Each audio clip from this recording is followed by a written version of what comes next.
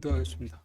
하나님, 오늘 마태복음 11장입니다. 저희 하나님 말씀을 공부거리로 삼아서 그 머리만 커지는 자들이 아니라 하나님께서 주신 말씀을 명령으로 지켜서 하나님께서 받으실 만한 열매를 맺어서 하여 주시옵소서. 예수 그리스도 이름으로 기도드렸습니다.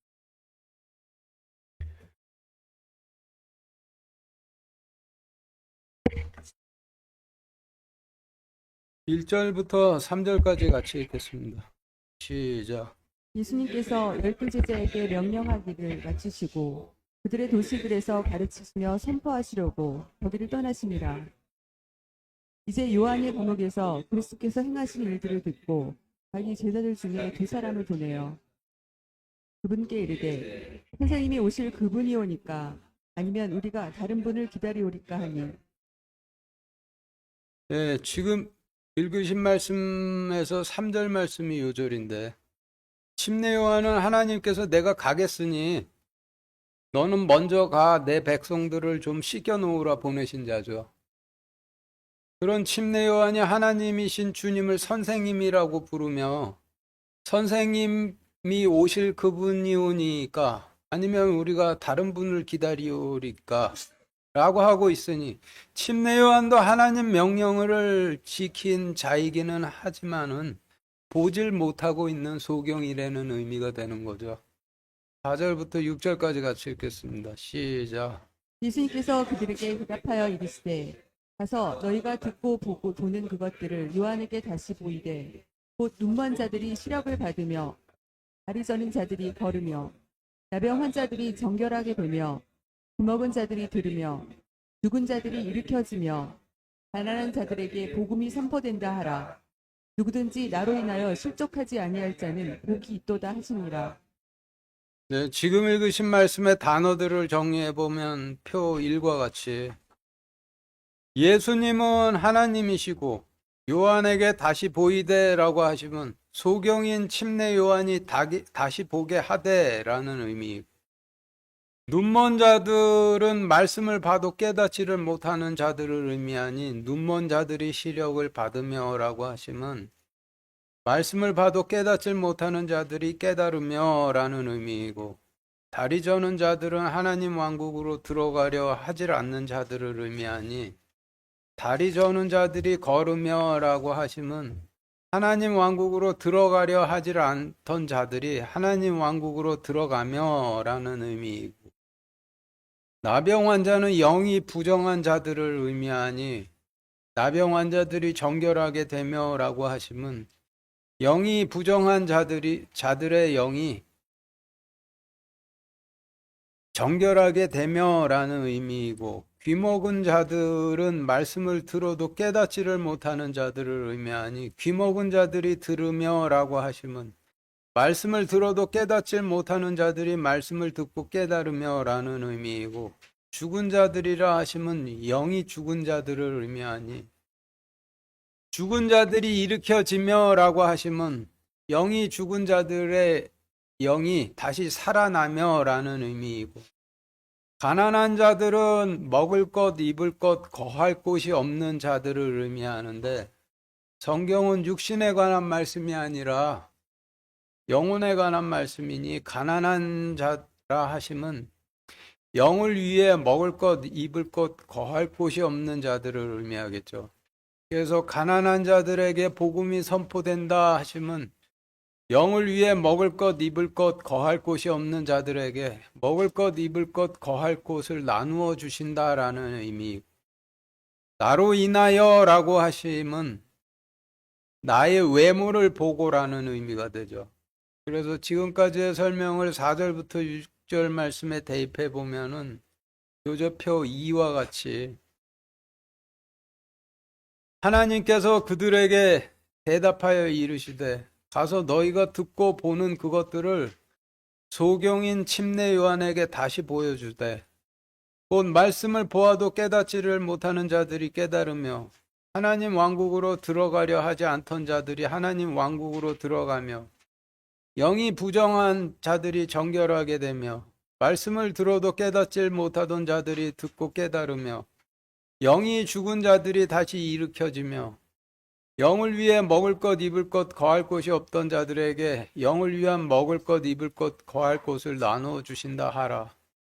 누구든지 나의 외모를 보고 실족하지 아니하는 자는 복이 있도다 하시니라.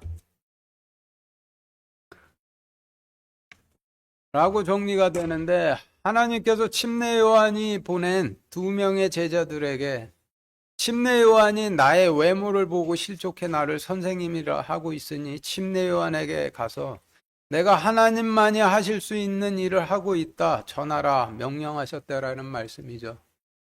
7절부터 10절까지 같이 읽겠습니다. 시작. 그들이 떠나매 예수님께서 무리에게 요한에 대하여 말씀하기 시작하시되 너희가 무엇을 보려고 광야에 나갔느냐? 바람에 흔들리는 갈대냐? 그러나 너희가 무엇을 보려고 나갔느냐? 부드러운 옷을 입은 사람이냐? 보라, 부드러운 옷을 입은 자들은 왕들의 집에 있느니라. 그러나 너희가 무엇을 보려고 나갔느냐? 배언자냐? 그러하다. 내가 너희에게 이르노니 배언자보다 더 나은 자니라. 기록된 바, 보라, 내가 내 사자를 내 얼굴 앞에 보내노니 그가 내 앞에서 내 길을 예비하리라 하신 말씀이 가리키는 자가 곧 이 사람이니라. 지금 읽으신 말씀의 단어들을 정리해 보면 교재표 3과 같이 복음서 보시면은 제자들이 배를 타고 바다를 건너는 장면들이 많이 소개가 되는데 그때마다 폭풍이 불어 제자들이 두려움에 떨게 하죠. 이는 제자들이 십자가의 보호를 받으며 하나님 왕국으로 들어갈 때 하나님을 대적하는 통치 권력들의 방해를 의미하니 7절 말씀에서 바람은 하나님을 대적하는 헤롯 왕 같은 통치자의 권력을 의미하고 대제사장들은 지팡이를 들고 하나님의 백성들을 하나님 왕국으로 이끄는 임무를 맡은 자이지만 대제사장이 헤롯의 권력이 두려워 그가 명령하는 대로 하나님의 명령은 따르지 않고 헤롯 왕이 명령하는 대로 따르면은 하나님께서 주신 지팡이는 버리고 대신 흔들리는 갈대를 들고 있는 자가 되겠죠. 따라서 바람에 흔들리는 갈대라 하심은 헤롯의 권력이 두려워 그가 명령하는 대로 하는 대제사장의 지도력을 의미하고 성경에서 옷은 죄악된 벌거벗은 영혼을 가리기 위해 입는 하나님의 의를 의미하는데 구약시대에 하나님 왕국 백성들의 옷을 가죽옷 또는 양토로 지시라 하심은 구약시대에 하나님 의는 애속 헌물을 죽여 제단에 바치고 입는 의이므로 구약시대에 하나님의 의를 애속 헌물의 가죽 옷이나 양털 옷이라고 하시는 것이. 그러니 부드러운 옷이라 하심은 하나님의 의가 아니라 자신들 편한 대로 입고 있는 의를 의미하고 성경에서 왕은 대제사장이나 왕을 의미하니 왕들의 집이라 하시면 대제사장이 거하는 성전과 헤롯 왕이 거하는 헤롯 궁전을 의미하고 기록된 바라고 하시면 침례 요한이 얼마나 대언자보다 위대한 자인지 기록된 바라는 의미이니 지금까지의 설명을 7절부터 10절 말씀에 대입해 보면 교재표 4와 같이 그들이 떠남에 예수님께서 무리에게 요한에 대하여 말씀하기 시작하시되 너희가 무엇을 보려고 광야에 나갔느냐? 헤롯 왕의 권력을 두려워하여 흔들리는 대제사장의 지도력이냐? 그러나 너희가 무엇을 보려고 나갔느냐? 열매 맺어 제단으로 나와 대속 헌물을 죽여 바치는 하나님의 의를 입지 않고 자신들에게 편한 의를 입은 사람들이냐? 보라, 자신들의 편한 의를 입은 헤롯과 대제사장은 성전과 헤롯 궁전에 있느니라. 그러나 너희가 무엇을 보려고 나갔느냐? 대언자냐? 그러하다. 내가 너희에게 이르노니 대언자보다 더 위대한 자니라. 대언자보다 얼마나 더 위대한 자인지 기록된 바, 내가 주 얼굴 앞에 내가 내 사자를 주 얼굴 앞에 보내노니 그가 주 앞에서 주의 길을 예비하리라 하신 말씀이 가리키는 자, 곧 이 사람이니라로 정리가 되는데, 주님의 외모를 보고 실족해 주님을 선생님이라 부르는 침례 요한이 얼마나 위대한 자인지를 설명하신 말씀인데, 주님 앞서 백성들을 좀 씻겨 놓으라 이사야서에 기록돼 있을 정도로 위대한 자라 하시는 말씀이 되는 거죠. 11절부터 15절까지 같이 읽겠습니다. 시작. 진실로 내가 너희에게 이르노니 여자가 낳은 사람들 가운데 침례자 요한보다 더 큰 자가 일어나지 아니하였도다. 그럼에도 불구하고 하늘의 왕국에서 가장 작은 자가 그보다 크니라. 침례자 요한의 시대로부터 지금까지 하늘의 왕국은 폭력을 당하며 폭력배들이 강제로 그것을 빼앗았느니라. 모든 대언자와 율법은 요한까지 대언하였나니 만일 너희가 그것을 받아들이려 할진대 와야 할 엘리야가 곧 이 사람이니라. 들을 귀 있는 자는 들을지어다. 지금 읽으신 말씀의 단어를 정리해 보면 여러 교재표 5와 같은데, 11절 말씀에서 여자라 하심은 문맥상 육신적인 여자를 의미하고, 그러니 여자가 낳은 사람들이라 하심은 육신적으로 태어난 사람을 의미하겠죠. 그리고 하늘왕국은 천국을 의미하고, 하늘왕국에서 가장 작은 자라 하심은 천국에 들어가긴 들어갔는데 커트라인에 걸려서 아주 간당간당하게 마지막으로 들어간 자를 의미하니, 천국에서 가장 작은 자가 침례 요한보다 크니라 하심은 여자가 낳은 자 중에 가장 위대한 침례 요한도 천국에 못 들어간다라는 의미죠. 그리고 폭력배는 하늘 왕국으로 들어가는 문인, 제단을 칼과 몽둥이로 빼앗은 헤롯, 대제사장, 제사장, 서기관, 바리새인들을 의미하고, 예언자와 율법이라 하심은 전 구약 성경을 의미하고, 와야 할 엘리야라 하심은 말라기 4장 5절에서 오리라 하신 엘리야를 의미하죠. 말라기 4장 5절 6절 같이 읽겠습니다. 시작. 보라, 크고 두려운 주의 날이 이르기 전에 내가 대언자 엘리야를 너희에게 보내리니 그가 아버지들의 마음을 자녀들에게로 돌아오게 하며 자녀들의 마음을 그들의 아버지에게로 돌아오게 하여 돌아와서 저주로 그 땅을 치지 아니하게 하리라. 지금 읽으신 말씀은 구약 성경의 마지막인 말라기 중에서도 가장 마지막 장, 마지막 절 말씀인데, 마태복음 14절에서 와야 할 엘리야가 곧 이 사람이라라고 하심은 말라기 말씀에서 내가 대언자 엘리야를 너희에게 보내리니라고 기록하신 말씀에서 엘리야가 침례 요한이었다라는 말씀이죠.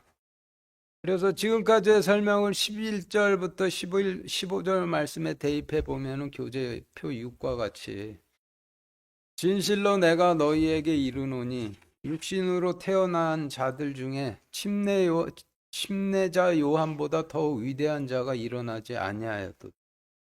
그럼에도 불구하고 하늘 왕국에서 가장 자가 그보다 크니 침례 요한도 천국에 못 들어가느니라. 침례자 요한의 시대로부터 지금까지 천국으로 들어가는 문인 제단은 폭력을 당하며 헤롯, 대제사장, 제사장, 서기관, 바리새인들이 강제로 그것을 빼앗느니라. 모든 구약 성경은 요한까지 대언하였나니 만일 너희가 그것을 받아들이려 할진대 구약 성경의 마지막 장 마지막 절인 말라기 4장 5절 6절 말씀에서 오리라 하신 엘리야가 곧 침례 요한이니라. 들을 귀 있는 자는 들을지어다 라고 정리가 되죠.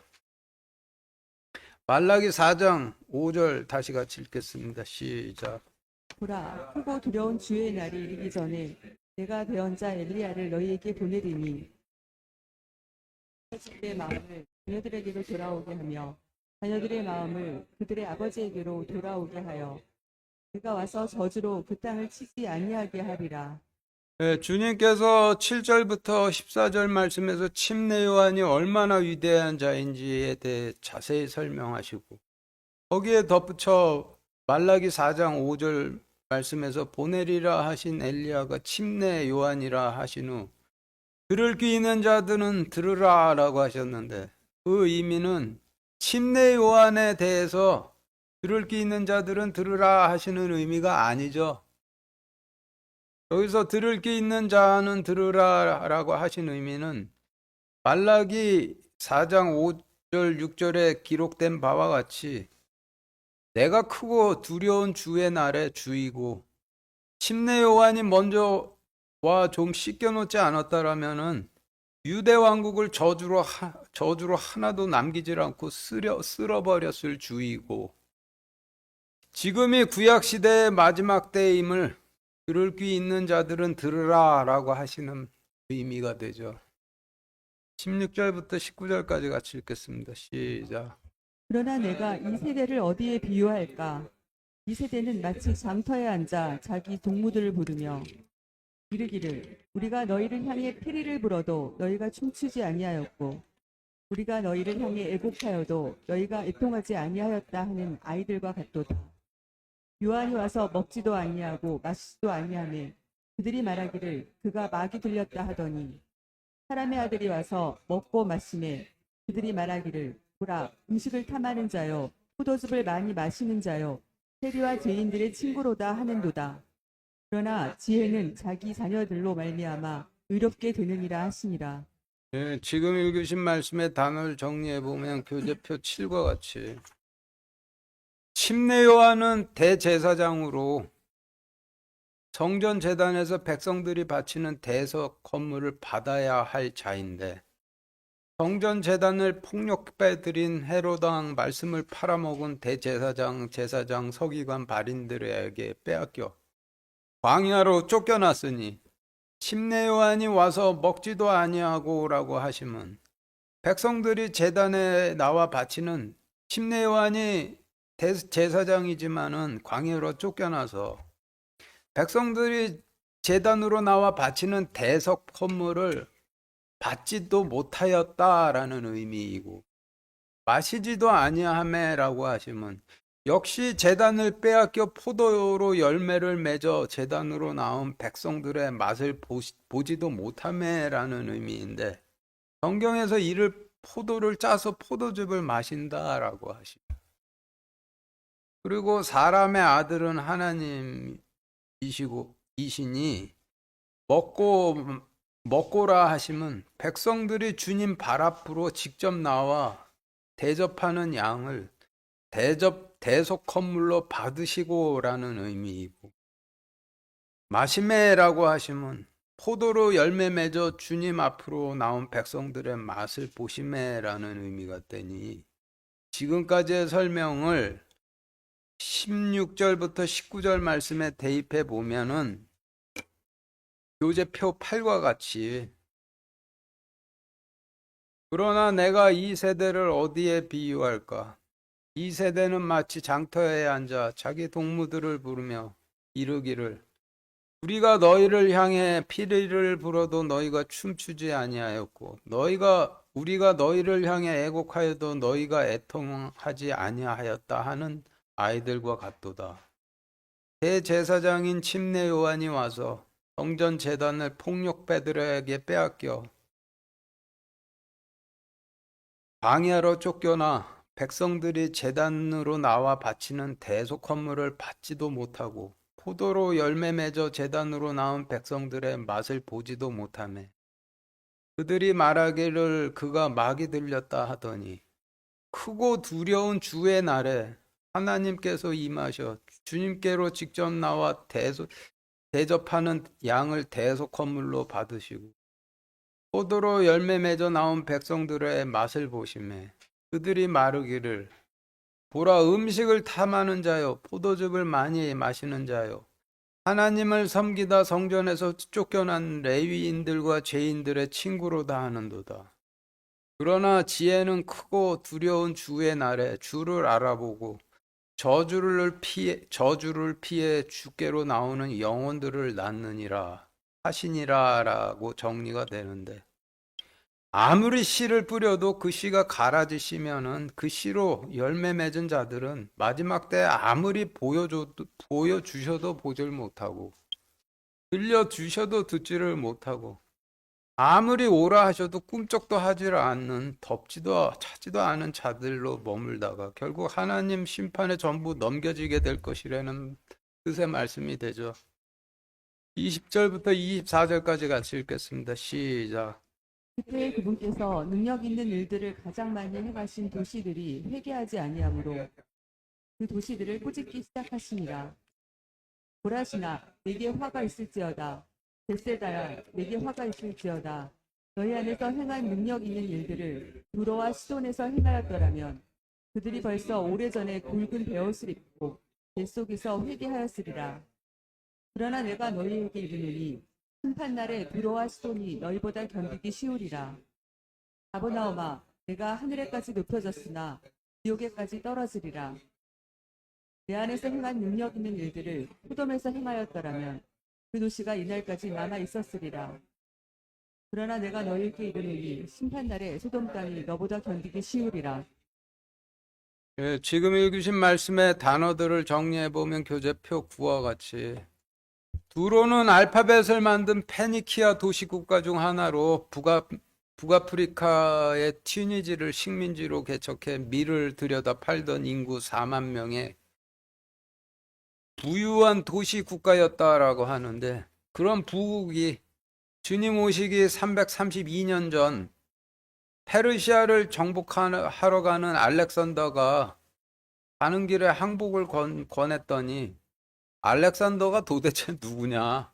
알렉산더가 도대체 누구길래 우리가 항복을 하냐 하며 까불다가 알렉산더가 이끄는 그리스 연합군에 의해 7개월간 포위되었다가 마침내 진입에 성공한 그리스 연합군에 의해서 전 인구 4만 명 중에 8천 명은 칼과 창에 죽고 2천 명은 사로잡혀서 전부 십자가에 못 박혀 죽고 나머지 3만 명은 전부 노예로 팔린 후 비어있는 두로에 알렉산더가 그리스인들을 이주시켰다라고 해요. 그리고 시도는 역시 인구 5만 명의 페니키아 도시 국가 중 하나로 페르시아 제국의 영향력 아래에 있다가 그리스 용병을 고용해 반란을 일으키려다가 발각이 돼 주님 오시기 351년 전 대규모의 페르시아군이 침공해 5만 명의 전 인구 중 1만 명은 칼과 창에 죽고 나머지 4만 명은 자신들의 도시에 불을 지르고 불로 들어가서 집단 자결을 했다라고 하는데, 시돈의 집단 자살 사건은 인류 역사상 가장 큰 규모의 집단 자살 사건이었다라고 해요.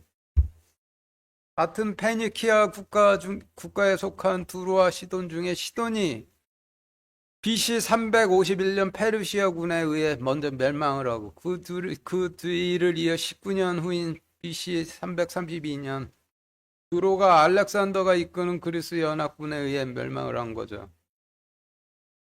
그리고 소돔은 여러분도 잘 알다시피 기원전 1800년경 하늘에서 불이 쏟아져 내려서 멸망을 했는데, 주님께서 자신을 증거하시기 위해 오로지 하나님만 하실 수 있는 기적을 보이셔도 옥수의 아들 마리아의 아들이라 하며 선생님으로 여기는 오라신 벳세다 가바나움의 백성들에게 심판날에 두로와 시돈과 소돔이 너희보다 견디기가 쉬우리라 라고 하시면, 하나님께서 원수 갚으시는 날인 유대 왕국과 로마 제국의 전쟁 날에 너희가 두로와 시돈과 소돔 백성들보다 더 고통스러운 파멸을 맞이하게 될 것이라고 하시는 말씀이죠.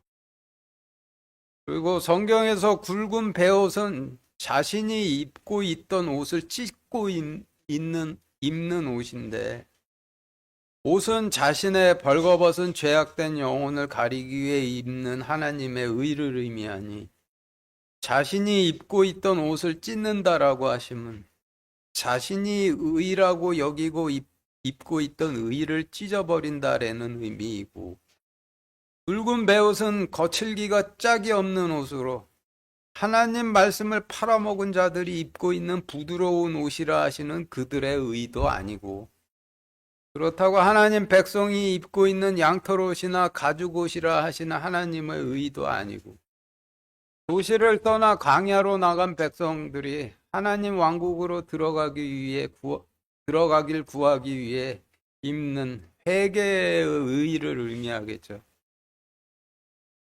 그래서 자기 옷을 찢고 붉은 베옷을 입는다라고 하시면 자신이 옳다라고 추구하던 자신의 의를 찢고 하나님의 의를 입고자 회개의 의를 입음을 의미하겠죠. 이어서 제가 무슨 뜻인지 알아보기 위해서 레위기 7장 16절 17절 같이 읽겠습니다. 시작. 그러나 그의 헌물의 희생물이 서원하는 것이냐 자원하는 헌물이며 그가 그 희생물을 드리는 그날에 먹을 것이요 그 남은 것은 다음 날에도 먹되 그 희생물 고기의 나머지는 첫째 날에 불로 태울지니. 지금 읽으신 말씀은 하나님 왕국으로 들어가기 위해서는 제단의 대속 헌물을 바치고 먹어야 하는데, 바치기는 했는데 먹지를 않으면 불로 태워버리라는 명령이죠. 그러니 제라 하시면 하나님 왕국으로 들어가기 위해 제단에 바치고 먹어야 할 대속 헌물을 바치기는 했는데 먹지를 않아 불에 태워버린 죄를 의미하겠죠. 따라서 제 속에서 회개하였으리라 라고 하시면 하나님 왕국으로 들어가기 위해 제단에 바치고 먹어야 할 대속 헌물을 행위로 바치기는 했는데 먹지를 않아 불에 태워버린 죄 위에 앉아 먹지 않았음을 회개한다라는 의미가 되겠죠. 그리고 심판날이라 하시면 하나님께서 로마 제국을 쓰셔서 남유다 왕국의 원수 갚으셨던 유대 왕국과 로마 제국 간의 전쟁을 의미하니, 지금까지의 설명을 20절부터 24절 말씀에 대입해 보면 요제표 10과 같이 그때 그분께서 능력 있는 일들을 가장 많이 행하신 도시들이 회개하지 아니하므로 그 도시들을 꾸짖기 시작하시니라. 고라시나 내게 화가 있을지어다. 베세다야 내게 화가 있을지어다. 너희 안에서 행한 능력 있는 일들을 두로와 시돈에서 행하였더라면 그들이 벌써 오래전에 자신의 의를 찢고 회개의 의를 입은 후 너희가 제단에 바치기는 했지만 먹지는 않아 태워버린 대속 헌물의 재 속에라도 앉아 회개하였으리라. 그러나 내가 너희에게 이르노니 심판하는 유대 왕국과 로마 제국 전쟁 날에 두로와 시돈이 너희보다 견디기 쉬우리라. 가버나움아, 내가 하늘에까지 높여졌으나 지옥에까지 떨어지리라. 내 안에서 행한 능력 있는 일들을 소돔에서 행하였더라면 그 도시도 자신의 의를 찢고 회개의 의를 입은 후 너희들이 제단에 바치기는 했으나 먹지 않아 태워버린 대속 건물의 재 속에라도 앉아 회개의 이날까지 남아 있었으리라. 그러나 내가 너희에게 이르노니 심판하는 유대 왕국과 로마 제국 전쟁 날에 소돔 땅이 너희보다 견디기가 쉬우리라 라고 정리가 되는데,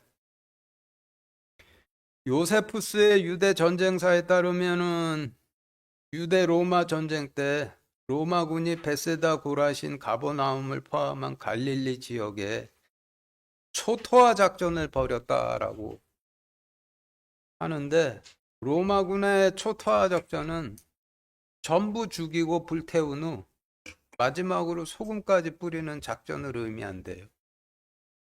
기록에 남아있지는 않지만은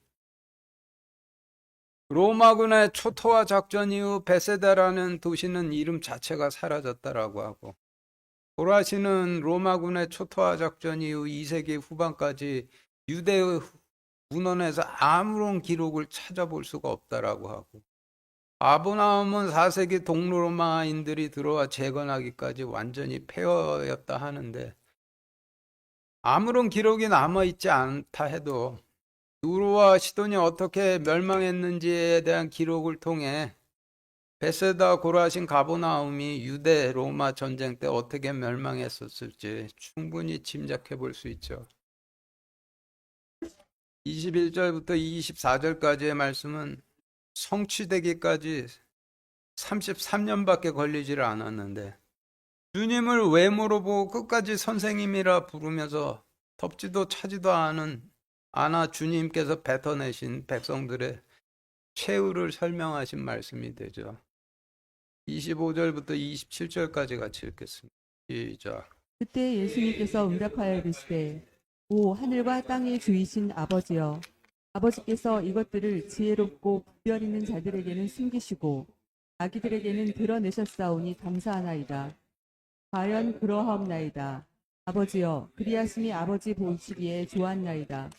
내 아버지께서 모든 것을 내게 넘겨주셨사오니 아버지 외에는 아무도 아들을 알지 못하고 아들과 또 아들이 아버지를 드러낼 자 외에는 아무도 아버지를 알지 못하나이다. 지금 읽으신 말씀의 단어들을 정리해 보면 교재표 11과 같은데, 지혜롭고 분별 있는 자들이 어떤 자들을 의미하는지 알아보기 위해서 창세기 3장 5절 6절 같이 읽겠습니다. 시작. 뱀이 여자에게 이르되 너희가 절대 죽지 아니하리라. 너희가 그것을 먹는 날에 너희 눈이 열리고 너희가 신들과 같이 되어 선악을 알 줄을 하나님이 아시느니라 하니라. 여자가 보니 그 나무가 먹기에 좋고 눈으로 보기에 아름다우며 사람을 지혜롭게 할 만큼 탐스러운 나무이므로 여자가 그 나무의 열매를 따서 먹고 자기와 함께한 자기 남편에게도 주매 그가 먹으니라. 그들 두 사람의 눈이 열림에 그들이 자기들이 벌거벗은 줄 알고는 무화과 나무 잎을 엮어 자기들을 위해 앞치마를 만들었더라. 성경 말씀에서 여자는 백성을 의미하고 남자는 백성들에게 씨를 뿌리는 제사장을 의미하니, 제사장들에게 생명나무 열매는 무화과 나무 열매이고 백성들이 열매 맺어야 하는 생명나무 열매는 포도 열매이죠. 따라서 선악과 열매는 정이냐 불이냐를 따져서 서로 찌르고 핥히고 심지어 돌로 쳐 죽이기까지 하는 가시와 엉겅퀴 열매를 의미하겠죠. 그러니 25절 말씀에서 지혜롭고 분별 있는 자라 하시면 먹으라 하신 생명나무 열매를 맺어 먹지는 않고 먹지 말라 하신 선악과 열매를 먹은 자들이 지혜롭고 분별 있게 된 자들인데, 율법으로 백성들을 용서의 제단으로 이끌지는 않고 정이냐 불이냐를 따져 서로 돌로 쳐 죽이게 하는 열매를 맺어 먹은 제사장, 서기관, 바리새인들과 그들을 따르는 백성들이 되겠죠. 그러면 아기들이라 하시면 그 반대인 정이냐 불이냐 상관없이 율법과 동행하다 율법의 인도에 따라 제단으로 나와 대속 헌물을 바치고 하나님 왕국의 백성이 되길 기도드렸던 백성들이 되는데, 지금까지의 설명을 좀 더 간단하게 정리를 하면은 하나님께서 지키라 주신 율법을 공부거리로 삼아 공부만 해 대가리만 커진 자들은 지혜롭게 된 자들이라 하시는 것이고, 하나님께서 지키라 주신 율법을 하나님 명령으로 지킨 자들은 아기들이 되겠죠. 그리고 27절 말씀에서 내 아버지께서 모든 것을 내게 넘겨주셨사오니 라고 하신 부분에서 모든 것이라는 것은, 모든 것이라 하시면 생명도 포함이 되어 있죠. 히브리서 1장 2절 같이 읽겠습니다. 시작. 이 마지막 날들에는 자신의 아들을 통하여 우리에게 말씀하셨으며 그분을 모든 것의 상속자로 삼으시고 또 그분으로 말미암아 세상들을 만드셨느니라. 성경에서 상속자라는 단어 자주 나오는데, 상속과 증여의 차이 아시죠? 법적으로 상속은 주는 자가 죽은 후에 집행되는 거고, 증여는 주는 자가 살아있을 때 집행되는 것이니, 주님께서 하나님의 상속자라 하시면 하나님께서 죽으셔서 그리스도께 주셨다라는 의미이죠. 따라서 27절 말씀에서 내 아버지께서 모든 것을 내게 넘겨주셨사오니라고 하시면 하나님께서 인간으로 오시면 하나님께서 죽으셨다라는 의미로 해석이 되죠. 그래서 지금까지의 설명을 25절부터 27절 말씀에 대입해 보면 교재표 12와 같이 그때 예수님께서 응답하여 이르시되 오 하늘과 땅의 주이신 아버지여 아버지께서 이것들을 율법을 지혜롭게 되기 위한 공부거리로 삼은 자들에게는 숨기시고 율법을 하나님의 명령으로 지킨 아기들에게는 드러내셨사오니 감사하나이다.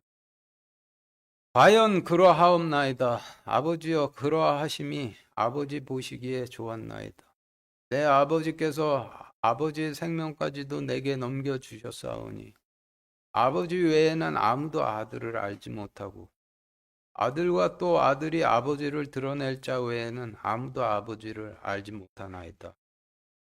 라는 의미로 정리가 되는데 아직은 아무도 아버지 외에는 아들의 정체를 모르지만은 하나님 명령을 지혜롭게 되기 위한 공부거리로 삼은 자들과는 달리 율법을 하나님 명령으로 지킨 아기들에게는 주님께서 주님과 아버지를 드러내실 것이라는 그런 말씀이죠. 28절부터 30절까지 같이 읽겠습니다. 시작. 수고하고 무거운 짐진 모든 자들아 너희는 내게로 오라 내가 너희에게 안식을 주리라.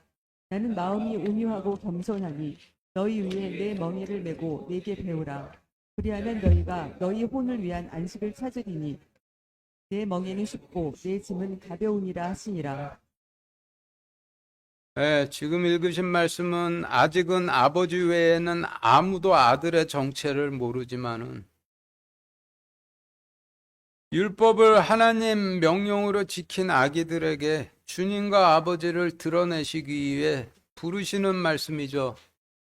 단어를 정리해 보면 교재표 13과 같은데 먼저 수고하고 무거운 짐 멍에의 의미를 알아보기 위해서 이사야서 10장 1절, 출애굽기 1장 11절, 열왕기상 12장 11절 이어서 같이 읽겠습니다. 시작. 불의한 법령을 포고하고 자기들이 제정한 무거운 법을 기록하며 그러므로 그들이 작업 감독들을 그들 위에 세우고 그들에게 무거운 짐을 주어 그들을 괴롭게 하였더라. 그들이 파라오를 위하여 저장 도시 곧 비돔과 라암셋을 건축하였더라. 그때 내 아버지가 너희에게 무거운 멍에를 지워 주었으나 나는 너희 멍에를 더하리라. 내 아버지는 채찍으로 너희를 벌하였으나 나는 전갈로 너희를 벌하리라 하소서 하니라.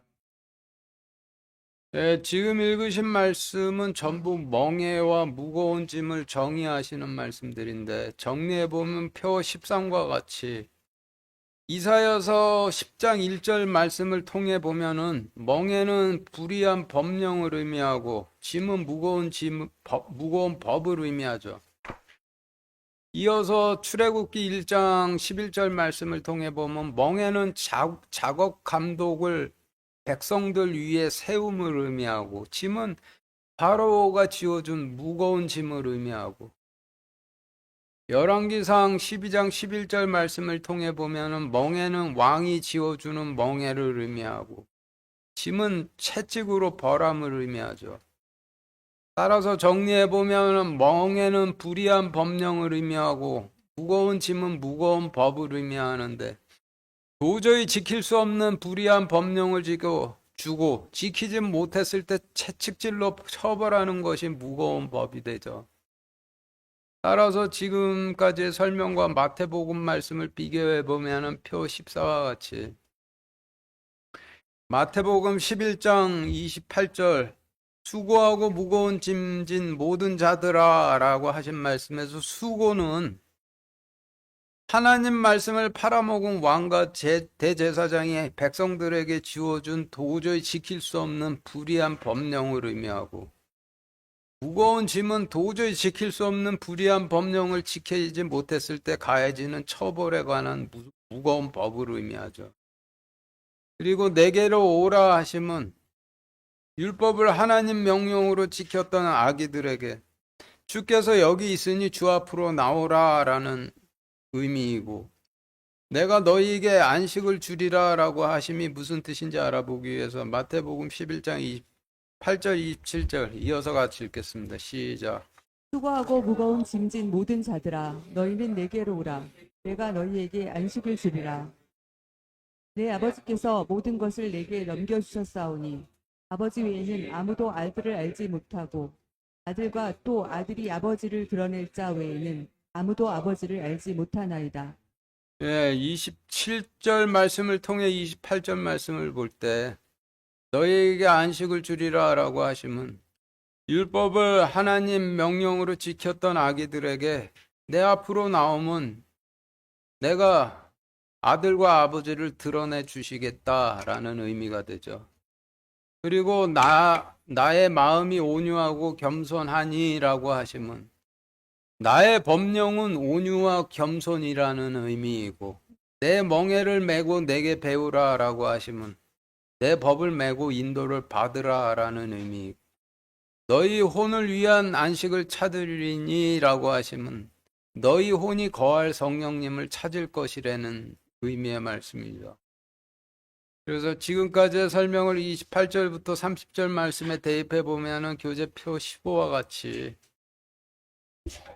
불의한 법령 때문에 수고하고 처벌에 관한 무거운 법을 진 모든 자들아 너희는 주 앞으로 나오라. 내가 너희에게 아들과 아버지를 드러내리라. 나의 법령은 온유와 겸손이니 너희 위에 내 법을 메고 내 법의 인도를 받으라. 그리하면 너희 혼이 거할 성령님을 찾으리니 내 법령은 쉽고 내 법은 가벼우니라 하시니라라고 정리가 되는데 말씀을 열심히 듣기는 했는데 공부거리로 삼아 대가리만 커졌지 지키는 거 하나도 없는 자들에게 주시는 말씀이 아니라 적게 알아도 말씀을 하나님 명령으로 두려워하며 지키는 아기들에게 주시는 말씀으로 크고 두려운 주의 날에 진노로부터 구원해 주시겠다라는 의미, 약속의 말씀이 되는 거죠. 마치겠습니다.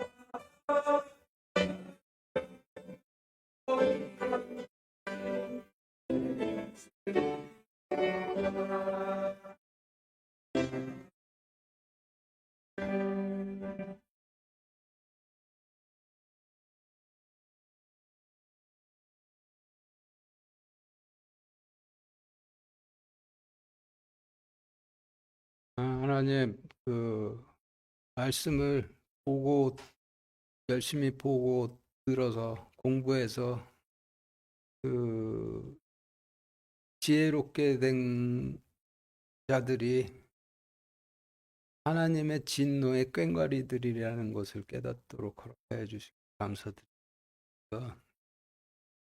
그 하나님의 그 말씀들을 두려운 명령으로 지키면서 주님 오실 때 그 주님께서 받으실 만한 열매를 맺어서 그래서 저희가 주님 오실 때 주님의 진노로부터 피할 수 있도록 하여 주시옵소서. 예수 그리스도 이름으로 기도드렸습니다. 네.